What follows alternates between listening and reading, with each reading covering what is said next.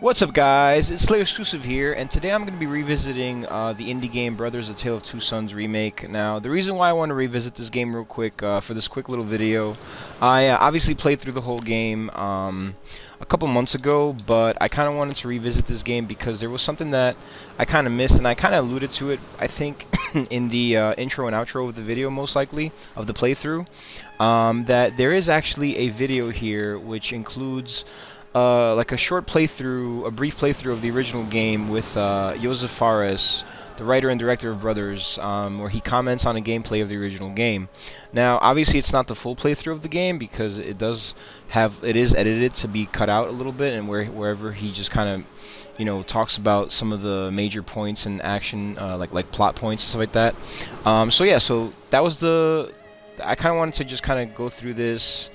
Check this out, maybe make some comments here and there. He does kind of talk throughout the whole video, so I'm not going to try to talk over him too much, but if there's any like little areas where he doesn't really have anything to say, I'm going to just comment on things that he says and as he goes on.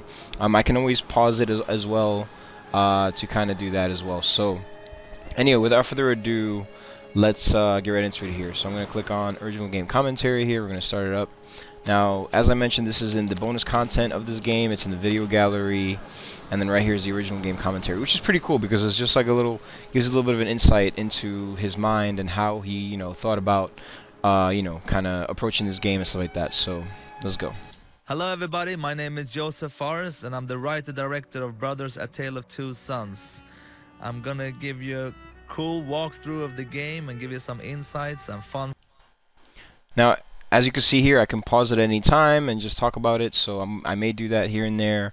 But for now, let's just let him do his intro, let him do his thing, and then we'll see as we go on. Facts throughout the development of the game.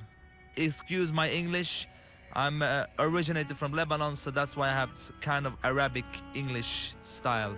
But you will hear, actually, talking about Arabic English and Arabic language, the language for Brothers is actually inspired by my own language and you will actually, people who listen to this and understand Arabic will understand some words.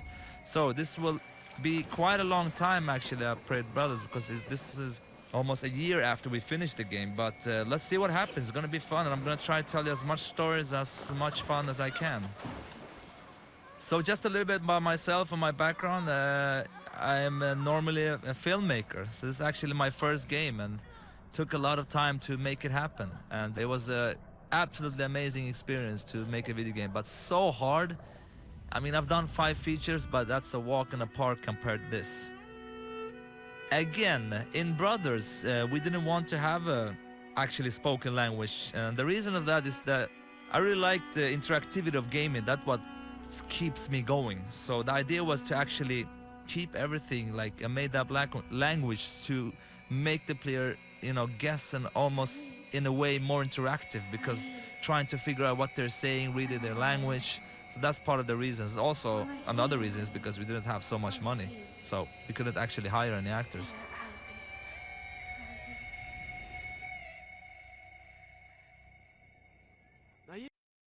Yeah, obviously this is a great idea when you think about it, especially for an indie developer, because for one thing, they save money overall because they don't have to really hire voice actors.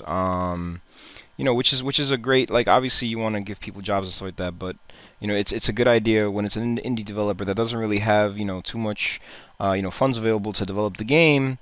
It's great for that aspect of it. They don't have to hire voice actors. They don't really have to translate, into different versions, or anything like that. So, and then on top of that, it kind of helps the game out a little bit because it helps it become more accessible to anyone who plays the game, because they don't necessarily need to understand anything. Obviously, you have to translate, like the words that are on the screen and stuff like that. But that's obviously a lot less than having to translate all, like a whole voice actor or voice lines within the game. In the game, and it helps the game out anyway because the game doesn't really have too many.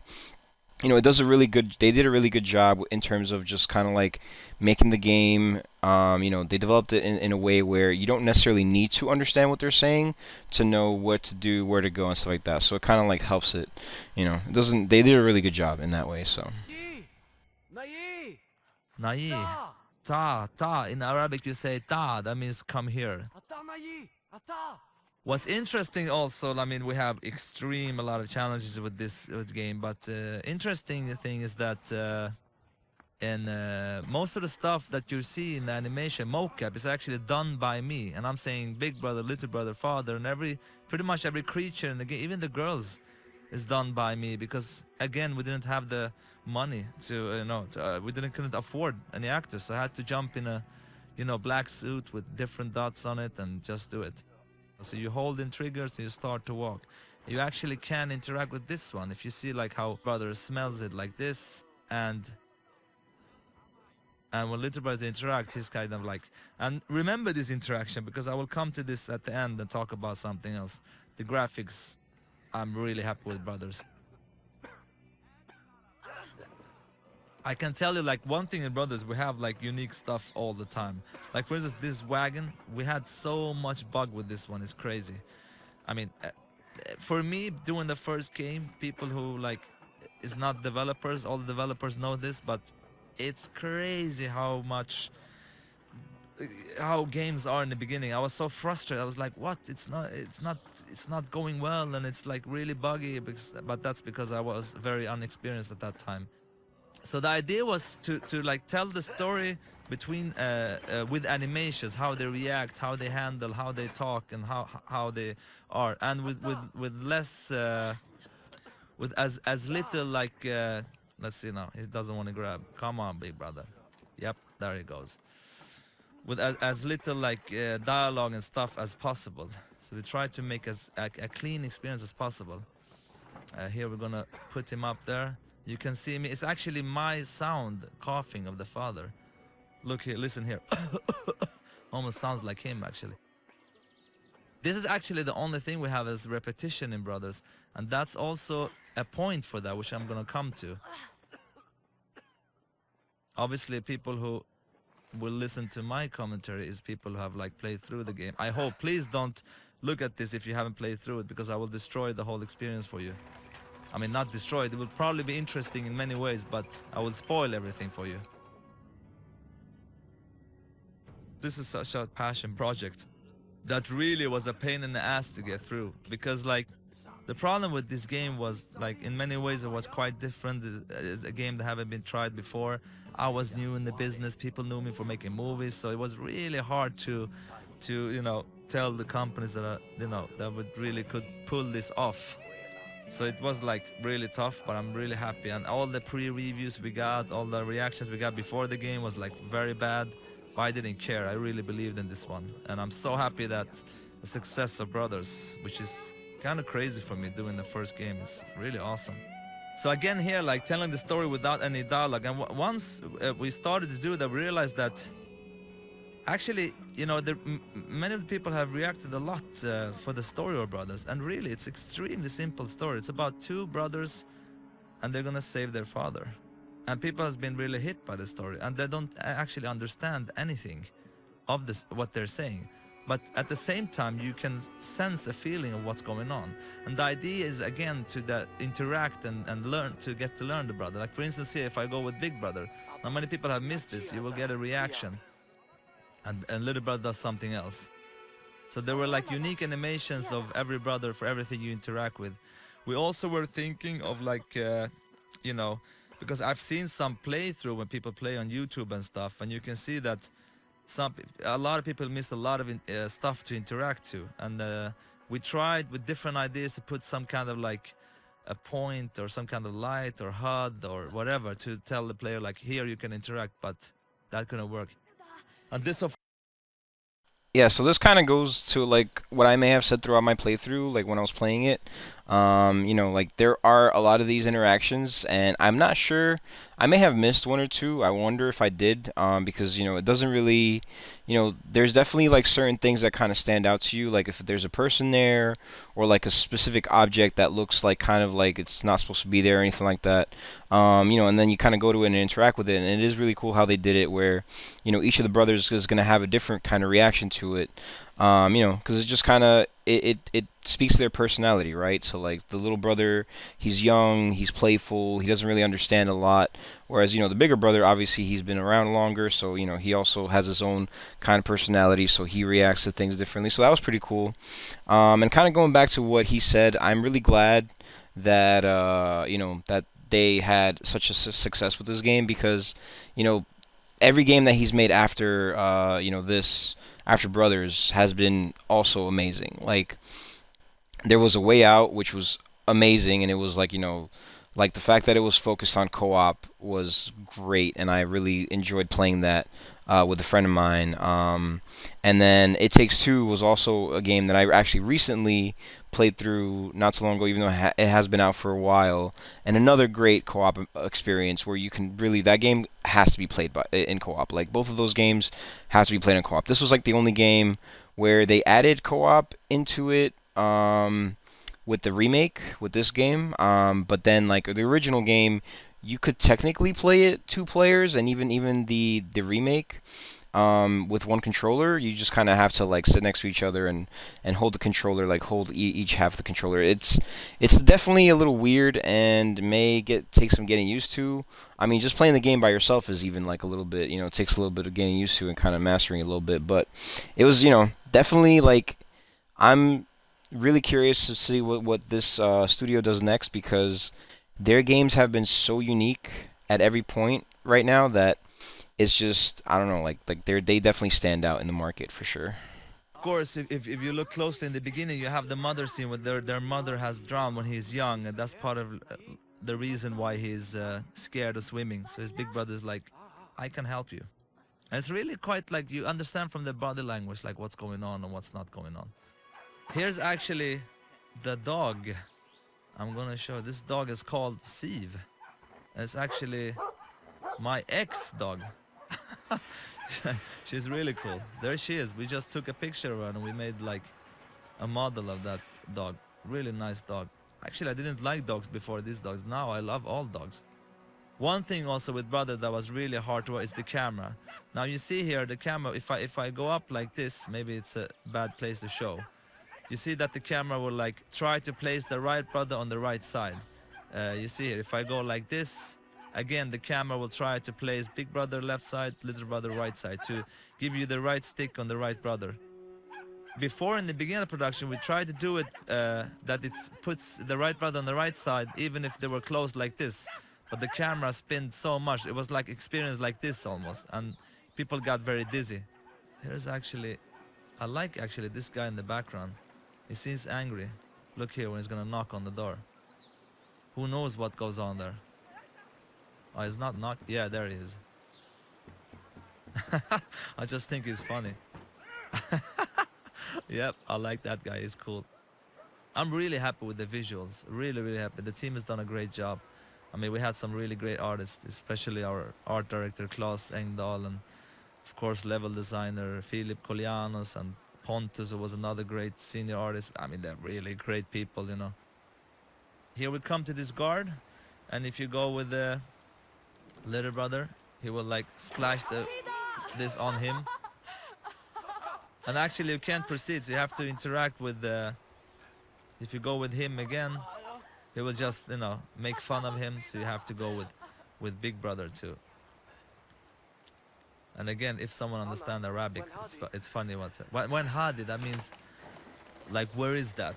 But it's not like taken directly from the Arabic language, just inspired. And the reason for that is also like to make up your own language, to make it sound good, it's very hard. So I took the Arabic language, just changed it, which I think made people, you know, accept it. But because just making up whatever language, I think could sound really weird.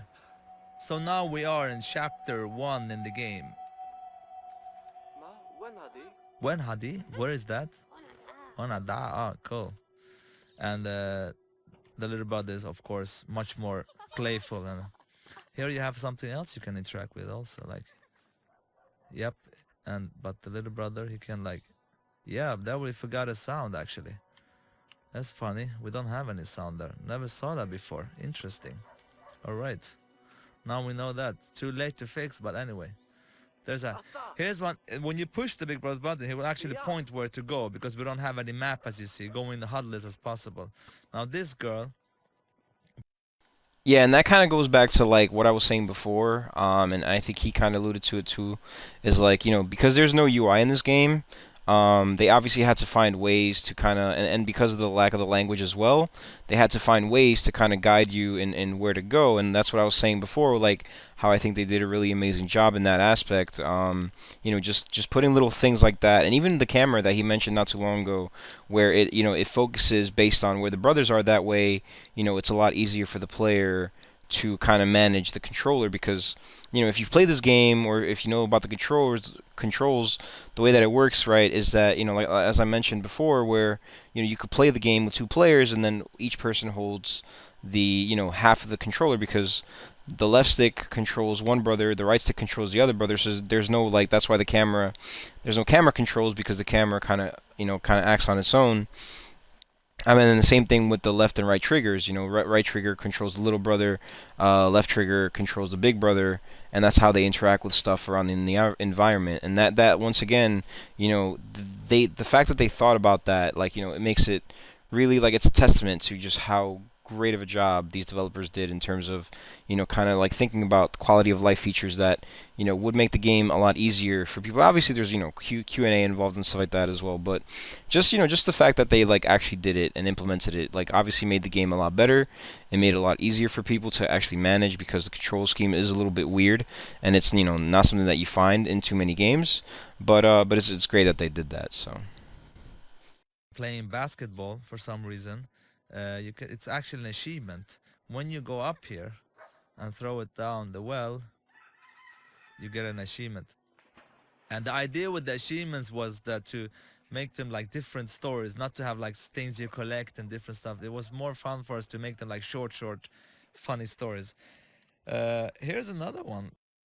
And that's another thing that like the achievements in this game are also very unique. Because like obviously, they're a little bit like hidden and stuff. Like you have to perform certain actions, some that you probably like wouldn't even think about. Like I guess like this one where he was talking about with the basketball.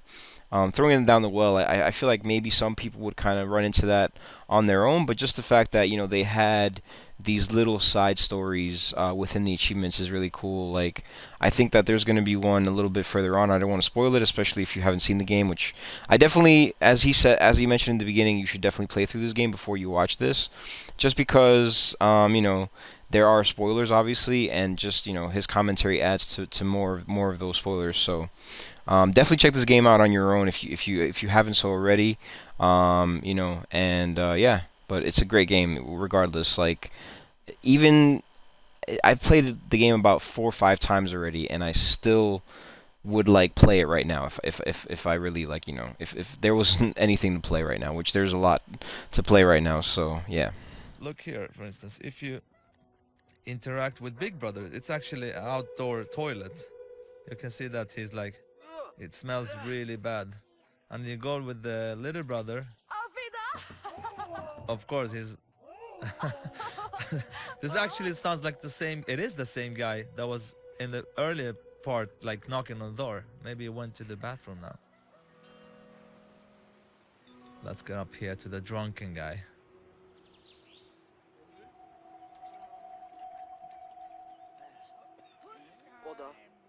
This was actually a scene which I think that was some like tried to take it away because it's a kid and he's drink alcohol, but we didn't take it away. So that's because he's not really drinking, he's just spitting it out. But I remember like someone said, but I didn't really care really. I was like, it's cool, it's funny. Okay, let me show you an example how we spawn the play. Now, if I put the brothers on the wrong side, let's look now. I put the little brother on this side and the big brother there. So the camera walks over, you see the dog, and when the camera comes back, we place them on the right side for you. So this is part of the design that to make like here was like really one tough decision, because here many people didn't understand that they can actually push to whistle to the dog and to get here, and when you come here you can like push with big brother, little brother, he does that. So many people finish this without doing that actually, but we really didn't want any HUD here. This could be really tricky if you change the camera like this. So again, like with brothers, everything has had to be unique. Like with this dog, I mean, we really wanted to use him here only, and that's pretty much what brothers is about, trying to get unique stuff all the time. Because for me, I really don't like repetitiveness in many games. I mean, we had some repetitive stuff in brothers, but actually if we had more time, we would even not repeat anything. The only thing that was repeating is because of the design, and that's actually when they help each other up and swimming, and that big brother is stronger with some levers. And the auto jumping, of course, was a direct inspiration from, you know, most of the auto jump games, but from what I understand, the first one was Ocarina of Time of Zelda. The reason for that is we only have one button also, so it's kind of automatic. You can't really fail. It will jump for you instantly. Actually, there's one funny thing here. I remember one time, and I came to the job, and a couple of the team, they were laughing, and I was like, what are you laughing for? And what they did was that they had one guy in the beginning of this stage that started to walk, and if you waited here like for 15 minutes, I'm gonna show you now, I'm not sure if you can see the house from here. If you waited for 15 minutes, you can see the house in the background. He goes into that house and you hear screaming, and suddenly the whole house starts to burn and people runs out of there. And I was like, you know, I knew that there was something going on, but I was like, come on, we have to take that away. But because what happened, because this is an emotion experience, what happened if you see that and you know, happen to wait there for 15 minutes? But that was actually in the game a long time. But there's another thing in the game that actually they didn't tell me about, which I'm gonna show you right now, which is quite funny actually. Which I'm kind of happy that it's still in the game. Here's actually a fun achievement first I'm gonna show you. Now you have this bird here. Again, they're like achievement with a small story. So this bird, little brother releases him. Now remember this because we're gonna pick him up later. But let me show you this funny. I don't think anyone have seen this. If you pick up one sheep and you start to go around like this, you have to keep going around. Wait, I'm gonna try. Come on. It will soon puke actually. Ah, come on, man. Okay. No, it doesn't want to work, I'm afraid. But it's supposed to work anyway. And he pukes this green puke for some reason. Let's go. Here's another achievement, which is quite fun. You see the rabbits. You take the white one with little brother, of course, because and you can put him here. So he turns black. Boom. Now you've had another achievement. So he's friends with them now. Let me tell you one thing which is very funny. Actually, the little brother's voice is a girl. Nobody knows about this. I never talked about this before. The voice of a big brother is a guy, and the little brother is a girl. Now, if you listen closely, you will hear it's a girl, actually. Hey, Maru. It's actually hard, even if you know, but if you listen closely, you'll hear that little brother is a girl. And the reason for that is that I tried boys for both, but you know, boys at that age, they sound kind of similar in their tone. So that's why I used the girl to differentiate their accent. A lot of interactive stuff here, of course. If you want to try, like, you can do this stuff. Yeah, you can go to the door here. Try to open up this door. Yep. Can't open it, too heavy. This again, like, you know, we only use it in this chapter that is throwing you away. I mean, this took a lot of time to make happen. Imagine all the unique animation, all the stuff that needed to be done here. It was like really crazy. I think that's one of the things that makes Brother such a cool experience, that you get to do different things all the time, like a fairy tale. You know, you want to read new stuff and a new page and everything. Here's another bench we put here. To give you like a perspective. Actually, what you see over there is what you're gonna come to later, which I will show you actually when we get there. It's actually at the end of the next chapter. Yeah, so now we are in chapter 2. This is actually the most gamey chapter, I would say. Before the game was finished, this chapter was the chapter that people were like, oh, now I understand what kind of game this is. Because, you know, many people saw this game as a puzzle game, which is kind of is, but for me it's more about the journey and the experience. But I remember that some was like, oh, shouldn't we do more stuff like this? And I was like, yeah, it's okay to have it in this stage like this, but not the rest of the game. And you will see what I mean by this stage being more like gamey. Now, about the story here, actually, you know, the reason why, like, because the troll you've encountered before, his wife has been kidnapped by another troll, so he's actually afraid to go to get her himself, so that's why he needs the brother's help. But actually, this is stuff I don't like to talk about, because it's better for players, that's the idea, for players to try to, through looking in the environments, to understand what is going on and what is not going on in the world of Brothers. And it's funny also with Brothers, like before this Brothers happened, there was 2 demos before. One demo, actually I can tell you the story. I had a friend of mine who works in a school where they make like video games, and I've always talked about video games, how much I love them, and he told me like, you know, I have some students, you want to do like a demo or something during the summer? I was like, yeah, that would be awesome. That's pretty much when I came up with the idea for Brothers, and we did a first demo. I wish I could show it to you. And that's the first thing I had, like, you know, having gameplay with this, like carrying some stuff, because the inspiration for Brothers for me, except these fairy tales, if you look at games, because I'm a huge gamer, but the reason why it's top down is because I'm a big fan of like all Super Nintendo, you know, top down RPG games, such as, you know, Zelda, Link to the Past, Secrets of Mana, Lufia, Final Fantasy 3, and all those games. I really love those games, so that's probably that is the reason why it's a top down actually. And the name Brothers: A Tale of Two Sons, the idea was that it would only be brothers, and I really don't like A Tale of Two Sons, but we had to because of like legal stuff, and it was so irritating when we had decided it's gonna be called Brothers, but then we had to put something, you know, extra because of the legal stuff, which kind of like pissed me off a little bit, because I really don't like the undertitle A Tale of Two Sons. It doesn't really fit well. Brothers is cool. So when people, so please call this game Brothers anyway, even if it's legally not correct. When you have a game with no maps or HUDs or how to, it was quite hard to figure out like how do we tell the player what to do. Here's an example of that. Like we use the camera to show you that, you know, that she's locked in a cage and she cannot get out, of course. And then, you know, they will go forward and like, you know, react to that, and she will actually touch that lock and point, and the camera continues to the key.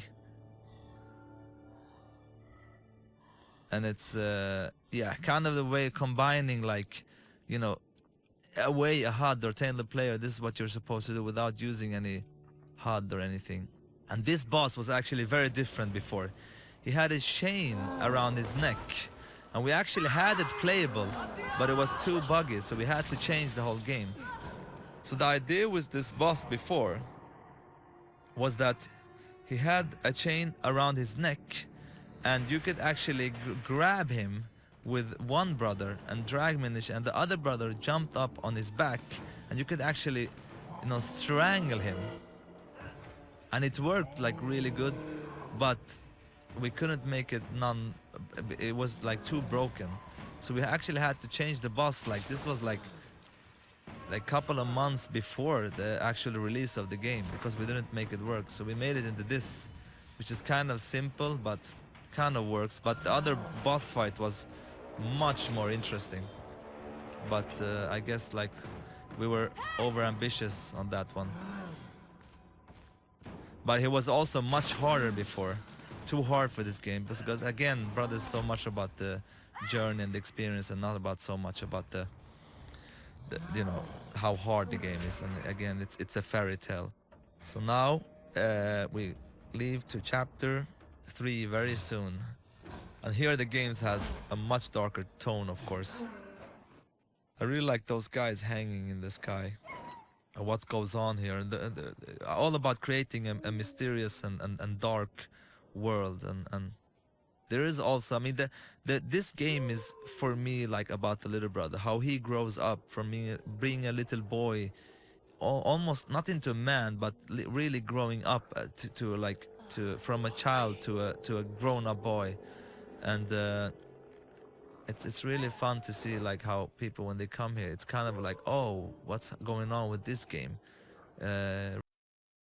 Yeah, it's crazy like what he just mentioned with regards to like the environment of how like this game is definitely like a fairy tale, which is crazy. It's like a dark fairy tale too. Because like you can kind of see the transition, right? Like you start off in like this picturesque like town by the sea, and obviously it had some elements of like death and stuff like that.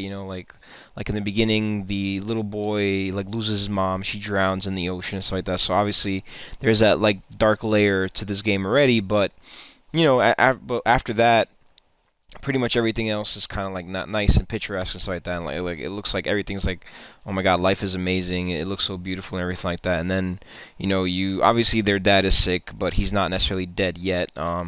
But then you kind of just slowly transition to like a darker version of like the fairy tale, and it actually kind of stays in that direction until the very end, which I'm not gonna spoil. I kind of want to just go to like let him get to it on his own, and then yeah, I mean the game itself, like when I first played it, it got me really emotional, and I'm kind of like immune to it now because I played the game so many times. But the ending to this game is just so crazy. It's just like all these things that just kind of like they just kind of pile on, and like just for the little brother, it's crazy. But anyway, let's continue.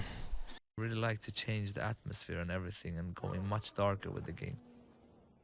This was, again, this area had like puzzles before where you could actually like burn stuff to open up the way, but became too complicated anyway, so it became more of a mood scene where you just have to wave away some wolves, which has turned out to be good anyway. But I mean, that's common in when you make games. You have many ideas, but you have to throw away pretty much half of them.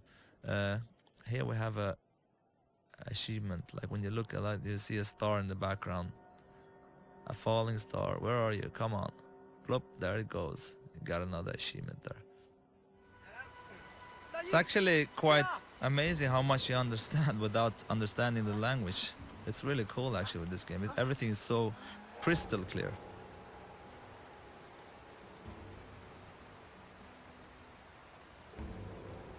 This was where, now you see that Big Brother is locked onto the router. He was free to run around before, but people didn't understand that they had to grab the root over there. And the reason is because we didn't have any HUD or anything. So we had to like pretty much, you can control Little Brother here, but not Big Brother. Because the only thing you can know is like when you push your button, he holds on. That's one you understand that you can hold here. And you see these like root creatures. At the beginning of the game, we had the wolves following them here and trying to grab them from these cliffs, but that was like so hard to get it to work, from like to animate and how they would work. So we just created these creatures, which actually worked much better, I think, because they look kind of scary and it's a fantasy crazy world, so they fit it very well. They have a little kind of an alien look, I think, which has which I like a lot actually. So this is actually Little Brother's dream sequence. I love this scene. I think it's so like, to play a weird dream. It's like it's so nice. I really like it. And here actually it's one of the few times you lose control of Big Brother. You only have the control of Little Brother.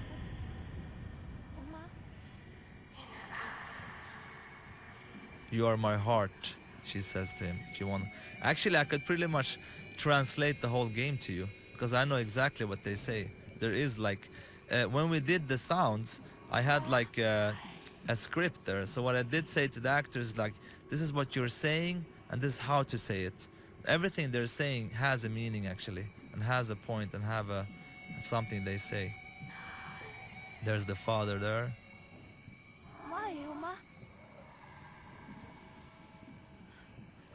Yeah, and again, getting back to the game, getting a darker tone.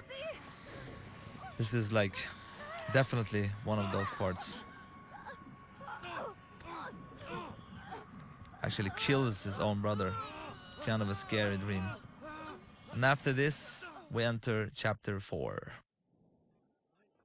Here we have another achievement which I like a lot, which was actually so close of not getting in the game because people like killing themselves and stuff was not allowed, and there were like some issues with the teen rating and stuff like that. But I was like, we can never take this away because it's one of the coolest thing, I think. So here you come here, and you could there actually too. You could either save him or like, but if you jump up with little brother here, if you do the opposite, you won't be able because he can't carry him. But if you do this, you hold with big brother, and you can do that. You actually save him. So if you didn't do that, he will actually die. But it's actually quite a story here. You can see here that here's actually his house is burned down, and you can see that it's a kind of like a mother and a child that is dead. So his family is dead. That's why I want to kill himself.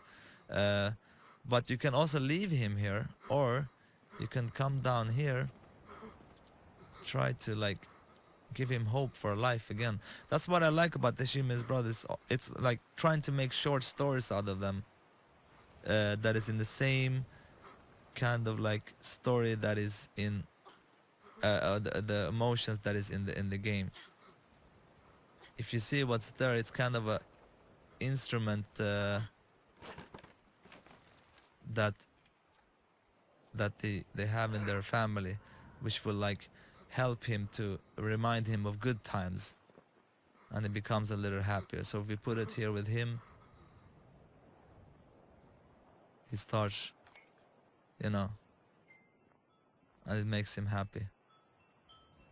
It's kind of a small little story that, you know, so he gets like the power to, or the courage to actually bury his family, to help him go forward in his life. So you actually, you know, helped him out, and now he's done it. I found a little story which I like. Now it's interesting, like when people play this game, like you would love the players to play like this because you get the best view. Like if you play here, you get the view of the background. But players could also do this, and then you will get this view. So part of the challenge was trying to make the views quite interesting, but in this case, of course, the other view is much better. But that's like, so in some cases people get different views and experience, but we couldn't really like choose a view for the player, because again, to place the right brother on the right side was very important for us. Here it's funny actually, let me show you something. We have an achievement up here, but actually on this table here you have concepts that I drew of the game, which is like really bad drawn. But if you look closely on the table now, you see on the table, and you can see the one in the middle there is actually I don't know if it's clear, but it's actually the mother scene that we played before. I'm gonna zoom in and out a little bit. It's the mother scene laying down in a really bad way. You see the big head, the big face, and the other one on the right is a picture of a spider on the spider boss later that you will see. And then there is, let's see what that one, yeah, and that one on the left is actually the river, when you fly through a river. So you can see the water coming down and everything. They're really stupid looking, but it's fun. We put them in just for fun actually. Again here, if you look closely, you can try to find that bird that you released, and here he is. And you actually, so it's kind of like a love story, because you release a bird and then, you know, they get the chance to meet and fall in love. This is also a funny side achievement story which I really like, and if we had time we'd love to do all the achievement like this, like the hangman, like this, like the rabbits, sheep, and so on and so on. But of course all these stuffs makes time, but for me this is what achievement's about, to achieve something, is to achieve a different in the world, and not so much about collecting stuff. This actually was before a plane you flew with, but after a while we realized that we could actually use the you know, the mechanical brothers to make it much more interesting. And once we did that, it felt so great. This is so much better than just flying a plane, pretty much. Here's one of the places where the checkpoint can be really bad, because you can play for a while and then you can lose on the checkpoint. You have to restart over. Other than that, it's many of the places in Brothers are like very nice when it comes to checkpoints. It's interesting. We will come to a bird soon, which in the beginning he wasn't this nice. It was actually a really cool idea, because they were supposed to like, it was a boss that they were supposed to steal his egg, and stealing the egg they were supposed to like throw it between each other, and like and you take out this boss by actually killing him.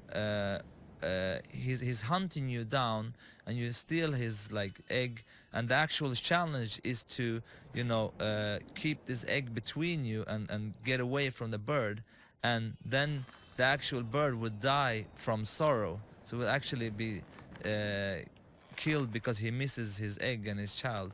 But that proved to be like very hard to do. It was really hard to do, so we had to take it away. So we made the bird into a different kind of characters who helped the brothers out to reach their goal, really. So we made him into that he was in captive, and he saves them like that. But that was actually quite early we took that decision, because we realized quite fast that, oh, this will be way too hard. One have to remember that the team that made Brothers, a lot of them was quite new. I mean, we have some senior people, but most of the guys that did Brothers, like, we had a lot of interns. We had like a lot of guys doing their first game. So this wasn't like the, you know, the senior people or Brothers. We had a couple, but many of the guys were new. So, but now these guys are of course very skilled. But at that time, like, so for many of us, this was our first game, I would say. Which, you know, kind of leads me to say, like, it would be really cool. Obviously, the team that did the remake, I think, is a completely different team because it's Avantgarde Games or Garden Games. But it would be really cool if they maybe one day did like an actual, you know, I mean, this is a remake, but I don't really consider it to be a remake because they didn't really remake too many things. All they really did was they added cutscenes and stuff like that, like a few more cutscenes, which you know definitely added to the experience. But I don't really know how you can consider this a remake because they didn't really change too much from the original game, other than the upgraded graphics and the cutscenes, from what I know.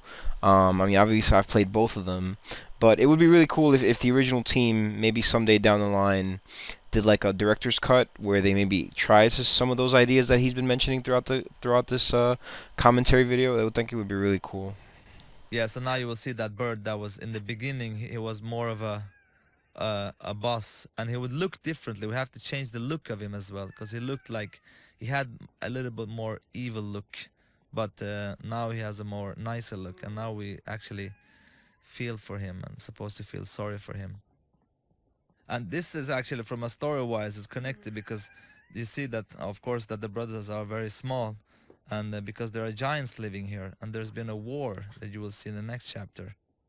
You can also look at these pictures. I think many people miss these kind of interactions. So anyway, instead of like having this bird as a boss, he's now a friendly bird that's gonna help them to reach the goal. First we thought of like actually controlling the bird, and you know, let the player control the flying of the bird, but that you know, that was gonna be too hard, because like letting people fly everywhere here would be a lot of work to try to build a level where you can actually fly and control. Here's a perfect example where if like the player would play exactly as the developer would want to, that would be really happy. But you know, players like do what they want, so that's why we realized that it would be way too much work to let the player control the bird, so that's why we took it away. And look closely at that feather later. There's a kind of thing you can, a hidden thing here. You see the feather he dropped us. If you take that feather with you, I have it in my hand here, and you release it here, you see that it's flying away. But it will come back later in the game. I will show you where. So now we are in chapter 5, where the game even goes darker in a way. But I'm very happy that people get this puzzle, you know, without explaining anything. That's what I'm really proud about with Brothers. That we don't have to over-explain. Hey, The Last Samurai, what's up, man? Damn, bro, thank you for the subscription, man. Appreciate it, bro. Hope you're having a good day, man. Just going through the commentary video that was included in the Brothers of Tale Two Sons remake, which includes the original game, like a kind of brief playthrough, and the game director, Joseph Fares. So, hope you enjoy, man. Everything. The people, like, you know, get it after a while. So you have to pretend to be their god to kind of like, you know, because if you don't do that, they will attack you, of course. So you have to be very... I really love those little guys, actually. You can just try to scare them away, like, ugh. They're quite stupid, too. So now you're saving this girl who turns out to be not so nice. And actually the idea with her was even more. I mean, it's happening in the game now. But the idea with this girl is that to create this tension between the brothers, that they kind of question each other a little bit. Because the big brother will kind of like start to fall in love with her. Which we will see in the game also later on. So the brothers is kind of like, you know, what happened to you? She's like, I don't know. And here again, like slowly she will try to, like, you know, make the big brother like her, and you can see that the little brother don't like her so much, even in his reaction. He's like, in the beginning he's more like, okay, sure, you will see actually different steps of how he reacts to her. Here he's kind of nice, and then you will see later on how he becomes more and more suspicious. Here actually you can see that these small people here are that you saw before. Here are actually like some of them too hidden here and doing having some kind of a ritual. You see them here. This is also like an achievement. That's a lot of work for nothing, and most of the players maybe haven't seen this, or yeah, some of it, because it's an achievement, so a lot of them have found this. Here are these whales I really like. Yeah, I don't know why I really love this water. It's kind of like beautiful but scary at the same time. Imagine swimming there, that would be awesome. Yeah, look at the girl now, how she's climbing. Look, almost kind of spiderish, you see? And she's like, you know, she's not walking like they do. Look at the girl now again, how she jumps.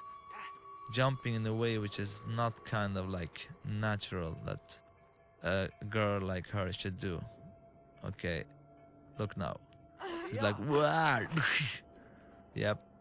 Now look how she climbs everywhere. And of course, here you see, if you look closely before, like how she's very happy with the big brother, and he really likes her. You look like she's like. You look at little brother. He's kind of like, come on, what are you doing?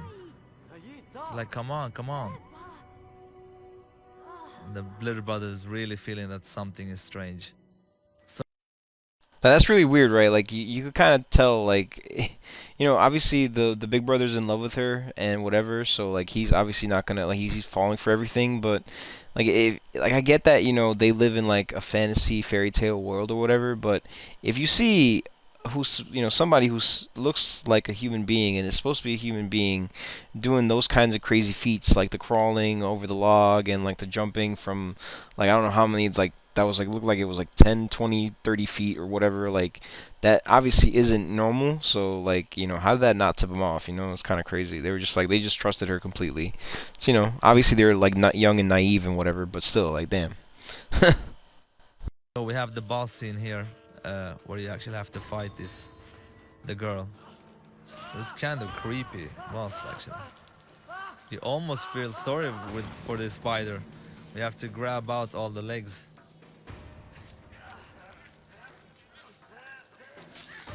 But you see that this boss, like, every time she comes, you have to like put the leg, so it's like pointed to in the middle, because like look how, if you sort of like here, look, the leg now, it's the one from inside, so you can grab, because if it's like too close to the corner, they will cut into the, yeah, it would be very complicated. Let me see here. Boom. You see, she turns around and she points her leg insidewards. Okay, now she's very like, again here, boom, on the inside. And then we have a cutscene that triggers soon. Again in the inside, and now we do this. And then of course she stabs the brother. This is actually what kills the brother. You see his color in his face and everything changes. And the idea here is that the father can actually sense that something is going on, is trying to help them, but obviously he's very sick and cannot do it, so.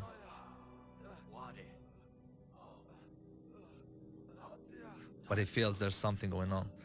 The connection between families. Okay, now we're very close to the finding the actual cure for the father, and here is like one of the hardest moments in the game actually. So now little brother comes to the, you know, to the cure where he can find the cure for his father, but he's also like you know, the big brother is downstairs, like down waiting, and he's very, very bad. And this scene was of course very, very hard to make. I mean, just to record it with the sound and everything, the actors is really crying for real here, because to get the authenticity of the scene. But it was important to make, because this is like one of the most important scene of brothers, is the actual like ground design of brothers, to controlling like two brothers with one stick, and then you literally like lose your left hand and left stick, to feel that there's a loss, a physical loss for the player who's controlling the brothers. So this is a very hard part, which actually was very tough to record. And for me it's even more personal, because when I used to live in Lebanon, I moved to Sweden when I was 10 years old, and my mother, you know, I really wanted a little brother, and my mother has had like a lot of miscarriages all the time, like almost 4 or 5 times. And I think on the 4th time, you know, when she had miscarriage again, she actually asked me to bury my little brother myself. So me and my sister went out to bury my little brother. So that was very hard for me. But I mean, this scene is kind of like inspired from my own life, you could say. So it was very hard, especially to play the scene now when it's done, because it's been a while. It's much harder. But I'm really, really proud of like the scene and how it's working. I love these fantasies also in my movies, especially one called Zozo, which is like inspired from my own life. You have a lot of fantasy going on. I'm like this, like he fantasized that Big Brother is back to life. Actually, I think many. See, and this is like, I think this is the prime example that like it sets a really good tone for two things. One, indie games and indie studios, I think that's one of the reasons why they're kind of becoming really popular and rising in prominence, is because of the fact that, you know, like, you know, obviously the more AAA games and stuff like that, like obviously there's still good stories out there and everything, and the developers working on those games are, you know, definitely committed you know, in a lot of ways. But I feel like indie studios, because of the fact that they're not really tied down to, you know, publishers who are like money hungry and like just are chasing after, you know, the, you know, all the profits and stuff like that, you know, just to kind of appease the shareholders. Like that's one of the reasons why I think indie games, you know, are continuing to grow and will continue to grow in that way, because, you know, they're not doing that. They're not sacrificing, you know, these kinds of like connections and stuff like that, like to their own lives, you know, just for the sake of making money out of it. And then the other point, I think, which this really kind of, you know, like kind of shows, is that this is a prime example, especially what he was just talking about right now, where he was talking about how in his own life he had to bury his miscarried brother, which is just wild to even like hear. If that's the fact that he had to go through that, and then he put it in a game, is this is why AI will never be able to replace humans when it comes to this side of video games, because no artificial intelligence will ever be able to kind of make that connection and have that emotional depth to take something like that and make it into a video game that makes people emotional and want to actually care about what's happening in the game. So Players that played here like thought, oh my god, it can't be true that Big Brother will die, but that was the point of the whole game. And you will understand also another design decision that's coming later, which I think is actually what makes Brothers what it is today, actually, which I'm so proud of.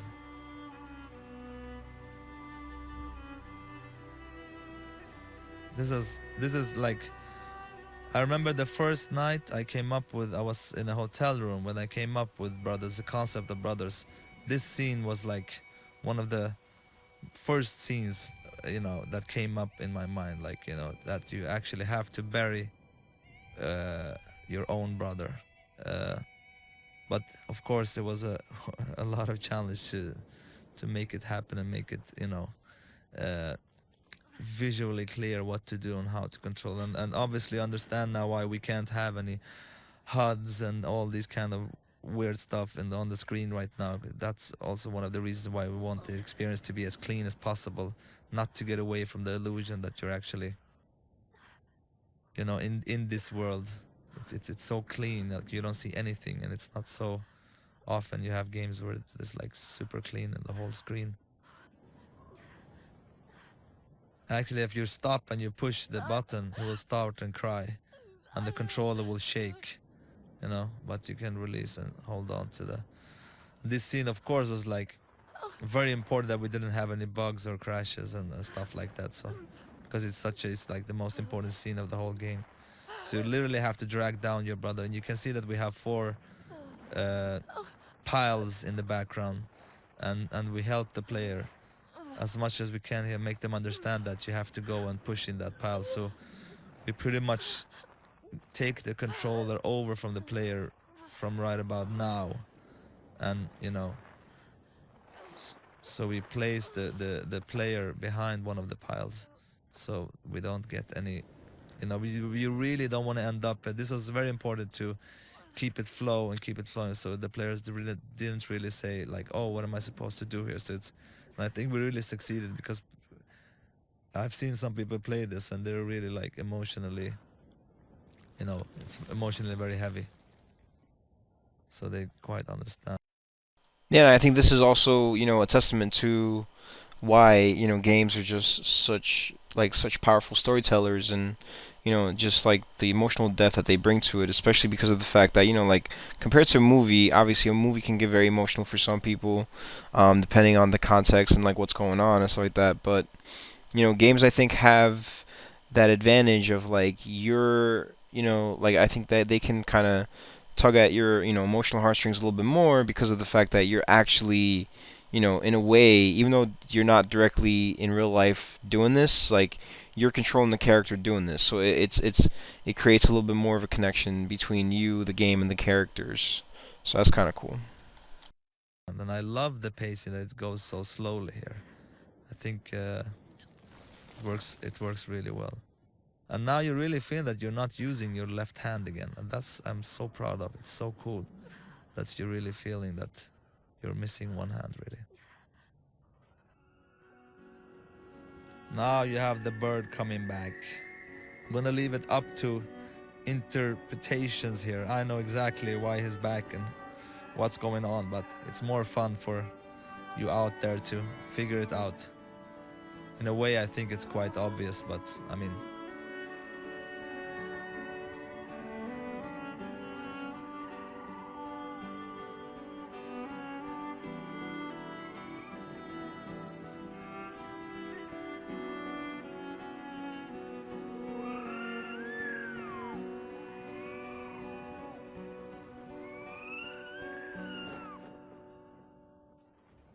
So now we are in the last bit. I mean, I think to his point, you know, like I'm gonna kind of just throw my opinion in the ring in terms of like what happened. Like I think, you know, obviously the bird was very tired and weak from being in the cage and whatever kind of experimentation the giant who owned that castle and who lived in that castle did. He was obviously some kind of, you know, he had an interest in like birds, I guess in particular. And just I guess conducted experiments stuff like that, or like you know whatever he did, you know, which made the bird very weak.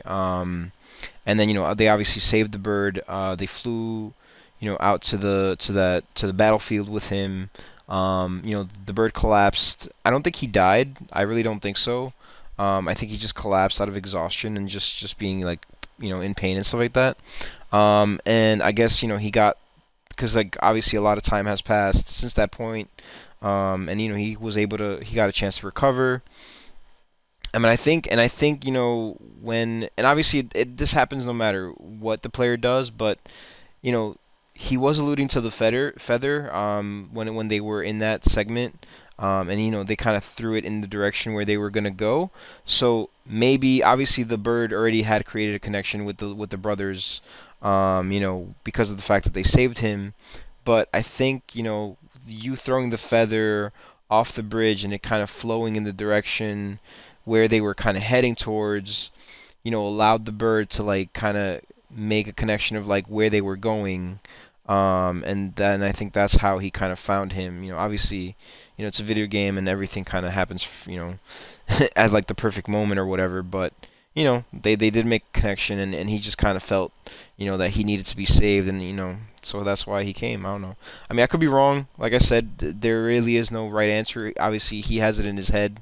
He's never probably mentioned it in public, but that's my thought. That's my thoughts and opinions on it. I'm just kind of I would be curious to see what the actual reason is and what the interpretation is. It would be really cool to see and hear, but you know, it probably will never happen. But I think you know the fact that he's leaving it up to the imagination is also pretty cool because I'm sure a lot of other people could have a completely different idea than what I did. So Of the game. It's funny also. I'm talking all the time about the little brother and how playful he is and how he later becomes more and more uh, like serious in the game. And while I'm playing this right now, I mean, I've already talked that I've experienced burying my own little brother and stuff. And it's funny. It's like I'm kind of realizing that this is very much my story, and I am the little brother because kind of started kind of playful in the beginning of the game, and now I feel like quite emotionally, you know, heavy. I have a like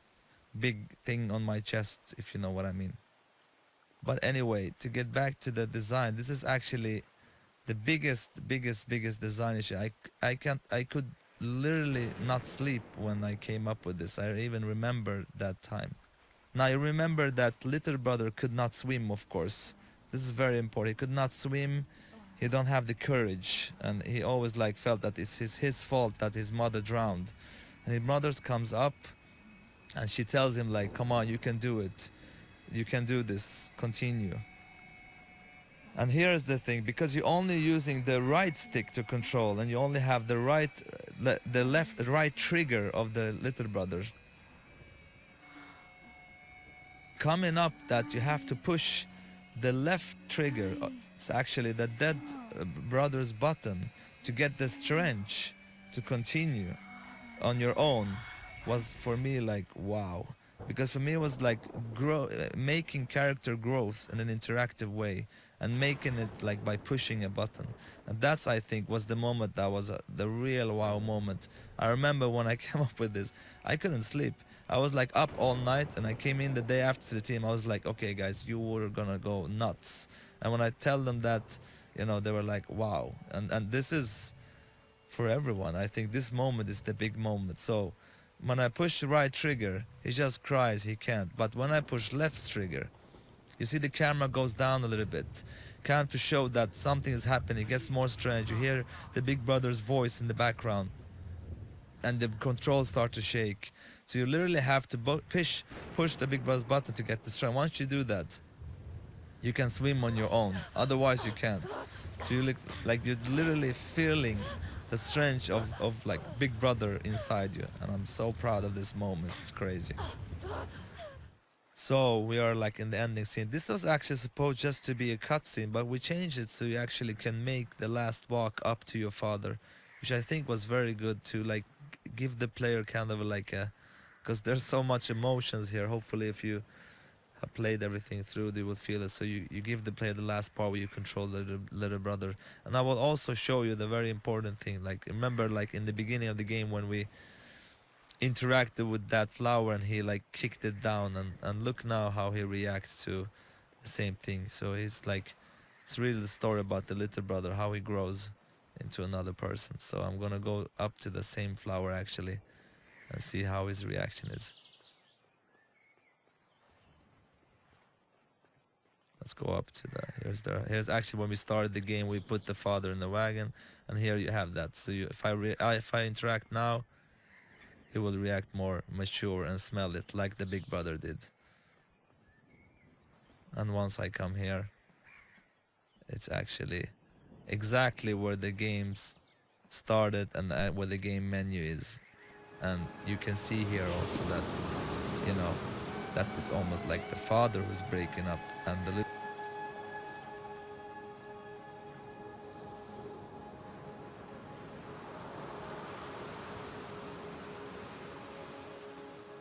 Damn it. What a time for my freaking controller to die. Hang on. hello. I just have to go all the way back. I know it's a little annoying.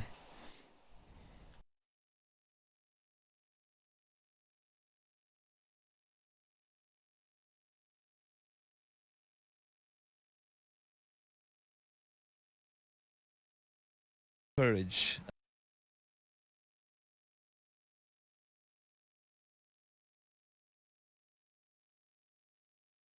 Like, okay guys, this is supposed courage, and it gets more strange. You hear the big brother's voice in the background, and the controls start to shake. So you literally have to push the big brother's button to get the strength. Once you do that, you can swim on your own. Otherwise, you can't. So you look like you're literally feeling the strength of like big brother inside you, and I'm so proud of this moment. It's crazy. So we are like in the ending scene. This was actually supposed just to be a cutscene, but we changed it so you actually can make the last walk up to your father, which I think was very good to like give the player kind of. Bro, what is going on? This is so weird. Hello. It's like it doesn't want me to finish this. Like, my freaking Xbox is like, yo.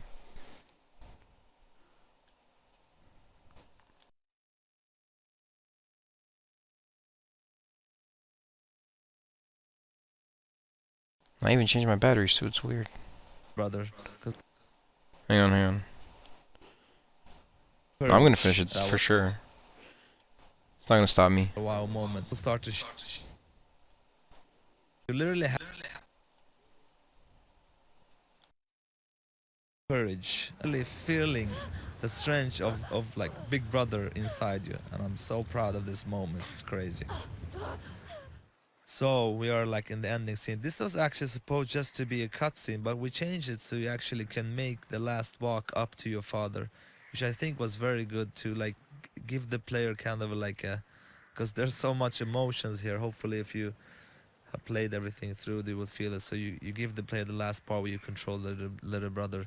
And I will also show you the very important thing. Like remember like in the beginning of the game when we interacted with that flower and he like kicked it down, and look now how he reacts to the same thing. So he's like, it's really the story about the little brother, how he grows into another person. So I'm gonna go up to the same flower actually and see how his reaction is. Let's go up to here's actually when we started the game we put the father in the wagon, and here you have that. So if I interact now, he will react more mature and smell it like the big brother did. And once I come here, it's actually exactly where the games started and where the game menu is. And you can see here also that, you know, that is almost like the father who's breaking up, and the little brothers who's come out as the stronger character here.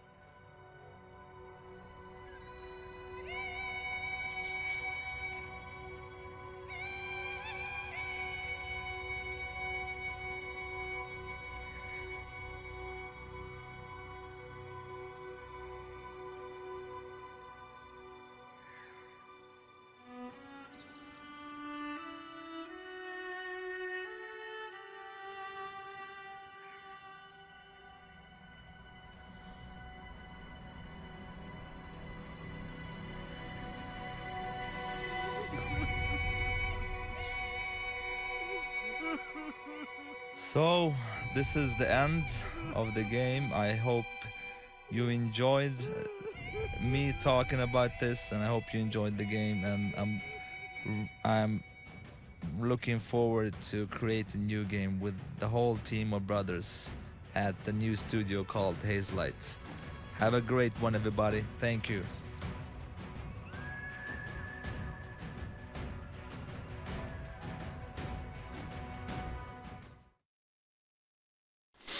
Alright, so that was really cool. I mean, I have to say, I really like the idea of what they did here, in terms of just including that, you know, commentary. You know, because it gives you like a really good insight of like, you know, into his mind. He is the game developer.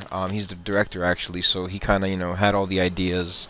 He's the idea guy, you could say, basically. You know, and just to kind of see how everything is kind of connected to his own life and his own experiences is always really cool to hear.